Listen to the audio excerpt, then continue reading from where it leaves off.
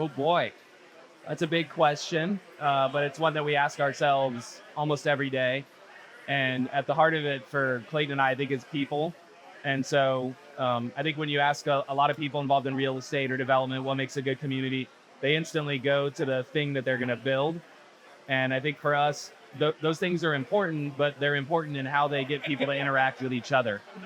And so we want a built environment that supports people, but also forces them to interact with each other because we believe that in human connection, there's resilience and we live our best lives. I mean, in some ways, it's strange to talk in the abstract about community, but we're disconnected in many ways. We're not connected to the land. We're not connected to other people. It's easy to not connect. We get in our cars, we go to work, we connect with a few amount of people, and we need to connect more. I would say an absolute human need that we have. I think it's important because we suffer when we don't have community. And I don't love suffering. And so we want to make sure that we're finding a way for people to live happy and healthy lives. And so making sure that they're connected to community is really important. It's also interesting to us, just deeply engaging how we do this, how we create places. This is our legacy. This is our life energy that we're spending time doing. And we have families that we want them to be proud of what we're doing and have a place to go and engage. And we feel like the residents of Fort Bend and Richmond deserve a great place, another great place to be. For me, this work is incredibly fulfilling personally. We come from a farming background, and in that background, we thought the most important thing we could ever do for anybody is grow the food they eat.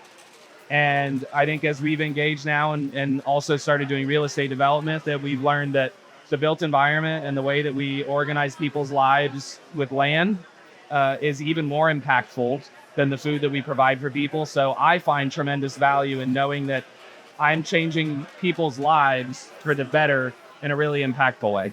We're looking for community in our lives. So to be able to create community for other people is enriching, right, and engaging. There was this series of experiences in my life that have led to this. And some of that is living in the suburbs of a big city, driving into the city and experiencing the urban core, moving to a more rural location, smaller city, and experiencing that life, living next to the beach and living the beach life for a few years. And I think all those different experiences have let me see a wide range of ways to live and really determine then, what are the ones that we think are valuable.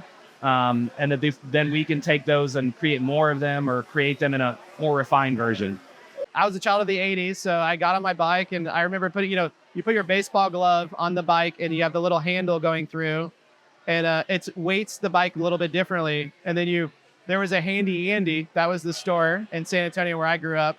And so I would ride across a busy street, go into the Handy Andy, had a couple dollars and buy gum, Big League Chew. I had my baseball glove and my Big League Chew and was ready to go play baseball in the Sandlot field down the road. It was amazing, drove miles across town that is missing for a lot of people's experience. The independence, the sort of getting lost, coming home at dusk, that type of thing was something I really loved.